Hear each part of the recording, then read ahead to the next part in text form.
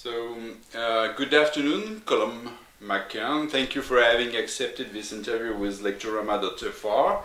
We are pleased to be able to ask you a few questions regarding your book Treize, façons, voir, recently published by Editions Belfond. How did you get the idea to write these short stories? Well, ideas come in a variety of packages, and I think one writes towards one's obsession, so you write towards what you want to know. You know, I just finished a book called Transatlantic, and I wanted to mix things up a little bit, and so a variety of voices and a variety of styles is what I wanted to do. So, and then one never really knows where you get the ideas from. You sort of become an explorer of sorts, rather than being a tourist or a colonizer. You explore, and then you figure out what it is that you want to write about.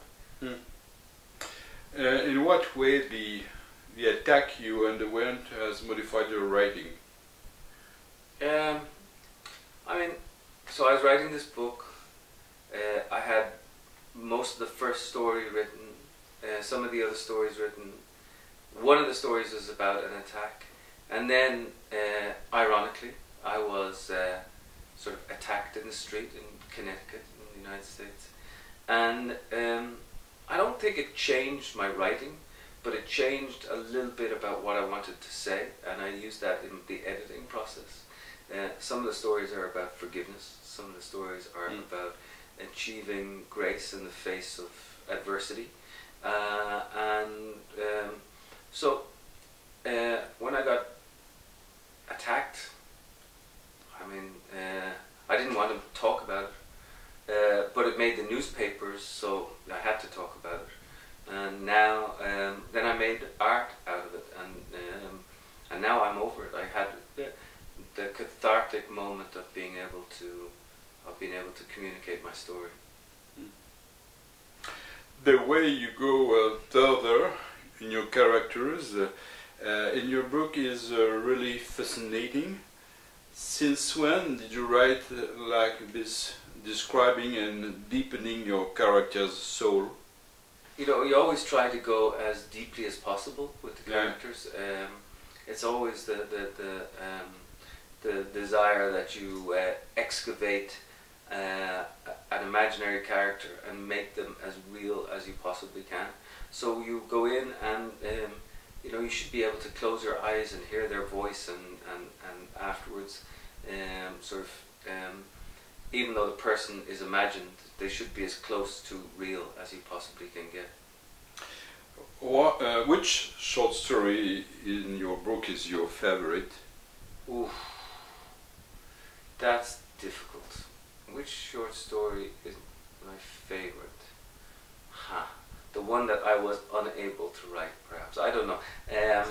Maybe the short story Colum, which is a short story set in the west of Ireland about a young boy who's adopted by an Irish mother, and he goes missing off the west coast of Ireland, and the word Colum refers to a parent who has lost a child.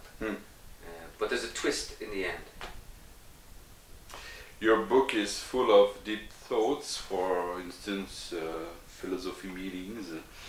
Yes, I noticed that. Did you want to give a certain reality of what you think about life? Sure, I always want to provoke, and you know, we want to talk about the most extreme human emotions and issues of love and pride and pity and sacrifice and belonging and all of these things. So you try to write your best self into being,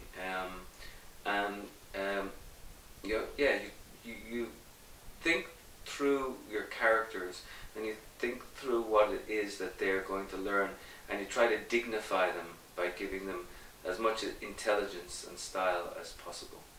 Yeah, I was referring to a parallel between the poet and the police officer. Right. Yeah, do you remember? Yes. Sure. at the beginning, I think, of the short story or chapter, I don't remember exactly. The reader becomes a detective of sorts. It's not really a detective story. It is in certain ways, but it's an exploration of surveillance cameras. It's an exploration of poetry. It's an exploration of memory, and also at the same time, it's just a sort of crime story, a whodunit. Can we say that this book is the most personal book you've ever written? Probably, yeah. I mean, all books are personal.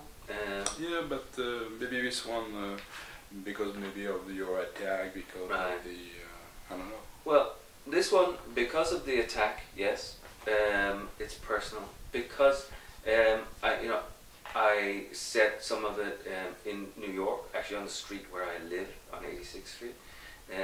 So it's personal in that way. Also because it's some of the stories of where I come from in Ireland. That makes it personal too. And also there's one particular story where it's a metafiction, where I happen to be one of the characters. So in that sense, yes, it's probably my most personal of books. Why switch from journalism to writing novels? Why did you choose the University of Texas for part of your academic foundation? It's a long way from Ireland. Well, I was a journalist, and at the age of 21, I left the newspaper in Dublin, and I wanted to go write a book. I went to the United States, and I sat down to write a book. Sat down for about 6 months, and nothing came. Nothing at all came. So I realized, you know what, I'm too young. I have to go do something. I have to learn the world a little bit more. So I took a bicycle across the United States for 2 years. In the course of taking the bicycle across the United States, I went through a little town in Texas where I worked with juvenile delinquents. When I finished my trip, I went back to that town and spent 2 years there. And so it was natural for me to go to the University of Texas in the end, and that's where I sort of got my degree.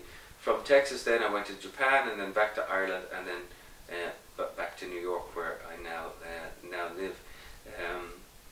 I used to travel a lot, but now I mostly travel in my imagination. I do all my exploration in my imagination. Oh, it's less tired. So tiring. Less expensive. Less expensive and less tiring. And more time with my children too. Oh yeah, of course too. Thank you. Thank you so much.